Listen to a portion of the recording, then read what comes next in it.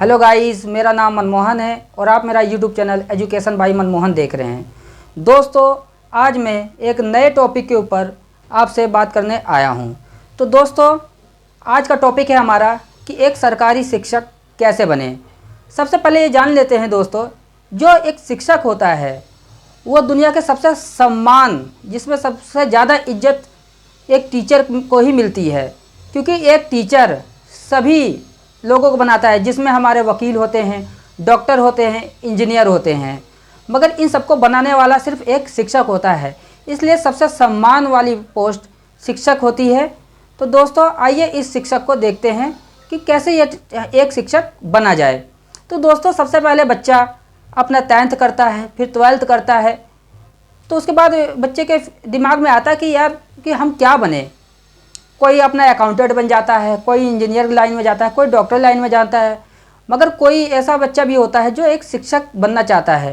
तो दोस्तों, शिक्षक बनने के लिए कुछ क्राइटेरिया होता है, कुछ एलिजिबिलिटी होती है, कुछ योग्यता होनी चाहिए।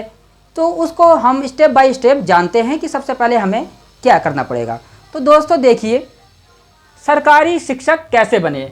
तो दोस्तों, सबसे पहले हमारा शिक्षक बनने के लिए हमें स्नातक यानी ग्रेजुएट होना चाहिए, या उसके समक्ष यानी हम MA भी हो सकते हैं, MCOM भी कर सकते हैं, BA भी हो सकते हैं, BSc भी हो सकते हैं। तो ये सारी शिक्षा, सबसे पहली शिक्षा होती है, इसको हमें पास करना पड़ता है, जिसमें हमारे दोस्तों रिजर्व कैटेगरी के लिए, जिसमें SC ST और OBC आते हैं, उसमें कम से कम 45% नंबर होने चाहिए।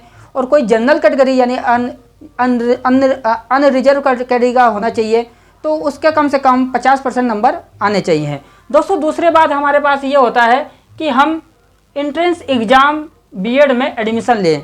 यानी जब हम क्या कहते हैं, ग्रेजुएशन अपनी कंप्लीट कर लेते हैं, तो हमारा एक एंट्रेंस एग्ज़ाम होता है, जिससे हमें बीएड में एडमिशन मिलता है। तो हम उस एंट्रेंस एग्ज़ाम को पास करके हम बीएड कॉलेज में एडमिशन लेते हैं। जो बीएड कॉलेज में एडमिशन लेने के बाद जो उसकी पढ़ाई करनी होती है हमें, तो दोस्तों कम से कम और अब इस समय वर्तमान समय में कम से 2 साल के लिए हमें बीएड की पढ़ाई करनी पड़ती है, जिसमें एक बच्चा को कैसे पढ़ाया जाए वह सीखा जाता है। तो दोस्तों, उसके बाद हम लोग क्या करते हैं, जब हमारा बीएड हो जाता है, तो यदि हम उसमें सेकेंड ईयर में अपेयरिंग हो या हम बीएड क्वालिफाई हो, तो उसके बाद दोस्तों हमारा एक टेट का एग्ज़ाम होता है, जिसमें एक सीटेट होता है और एक यूपी टेट होता है। दोस्तों, उस सीटेट और यूपी टेट को यदि हम उनमें से एक भी पास कर ले तो हम टीचर बन सकते हैं।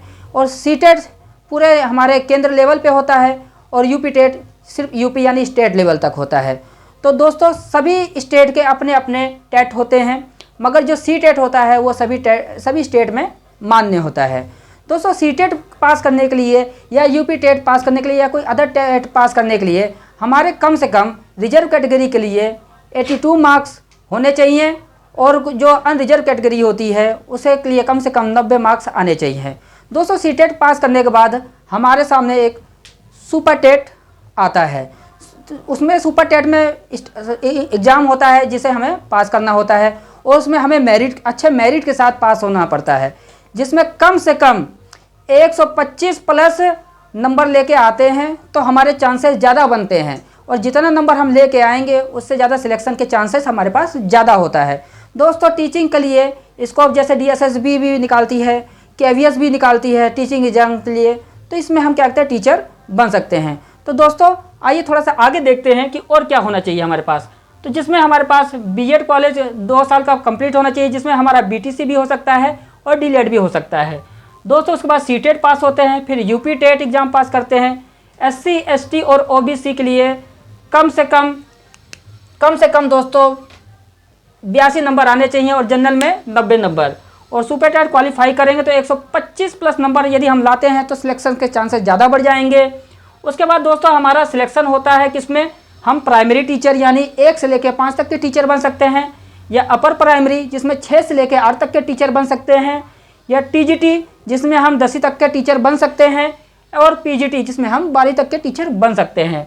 दोस्तों, जो हमारा प्राइमरी, अपर प्राइमरी और जो TGT होता है उसमें कोई इंटरव्यू नहीं होता है, डायरेक्ट सिलेक्शन होता है। उसके बाद दोस्तों जो PGT होता है इसमें इंटरव्यू देन उसके बाद सिलेक्शन होता है। दोस्तों पीजीटी में हमारा बीएड के 5% वेटेज होता है, चाहे हमने बीएड किया हो, चाहे हमने एमएड किया हो, तो उसमें हमें 5% का वेटेज मिलता है। दोस्तों ये एक छोटा सा हमारा प्रयास था कि हम आपको समझा सके कि एक सरकारी टीचर कैसे बना जाए। और दोस्तों उम्मीद करता हूँ कि ये वीडियो आपको पसंद आई होगी। यदि आपको ये वीडियो पसंद आई है तो इसे लाइक, सब्सक्राइब और शेयर जरूर करें, और आपकी कोई और अदर क्वेरी हो तो हमें कमेंट करें, जिससे कि हम आपकी समस्या को सॉल्व कर सकें। धन्यवाद।